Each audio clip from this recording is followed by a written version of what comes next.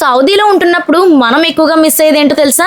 ఇలాంటి గుడి వాతావరణం, జనాల సందడి. ఈ రోజు పెద్దాపురంలో మరిడమ్మ తల్లి గుడికి అయితే వచ్చేసాము. ఆషాఢ మాసం కదా, ఈ సమయంలో ఈ టెంపుల్ మొత్తం కూడా ఒక ప్రత్యేకమైన జాతరతో కలకల్లాడుతూ ఉంటుంది. ముందైతే మనం ఈ మరిడమ్మ తల్లి దర్శనం అయితే చేసుకుందాం రండి. మాకు ఈ టెంపుల్ అయితే చాలా ఇష్టం. మేము చిన్నప్పటి నుంచి ఇలా ఈ గుడికి వస్తూనే ఉండేవాళ్ళము. ఈ రోజు లక్కీగా కొంచెం ఖాళీగానే ఉంది. మేము కూడా ఫ్రైడే వచ్చాము. సండే అయితే ఇంకా అస్సలు ఖాళీ ఉండదు. ఇంకొక విషయం ఏంటంటే ఇక్కడికి కొత్తగా పెళ్ళైన జంటలు కూడా ఎక్కువగా వస్తూ ఉంటారు. ఈ అమ్మవారి ఆశీస్సులు తీసుకోవడం వల్ల లైఫ్ లాంగ్ వాళ్ళు చాలా హ్యాపీగా ఉంటారండి. ఇది మా నమ్మకము. టెంపుల్ కి వచ్చామంటే దర్శనం చేసుకుని వెళ్ళిపోతాం అనుకుంటున్నారా?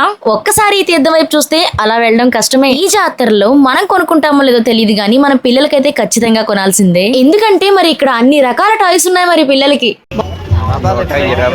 ఇంకా మానికి అయితే ఎన్ని టాయ్స్ ఉన్నా సరే తనకి ఇష్టమైన టాయ్స్ అన్ని కూడా కొనిపించేసుకునింది. వాళ్ళకి కాదండో మనకి కూడా మంచి మంచి చైన్లు అవి ఉన్నాయి. ఇంకా మనం ఊరుకుంటామా? నేను కూడా నాకు నచ్చినవన్నీ తీసేసుకున్నాను.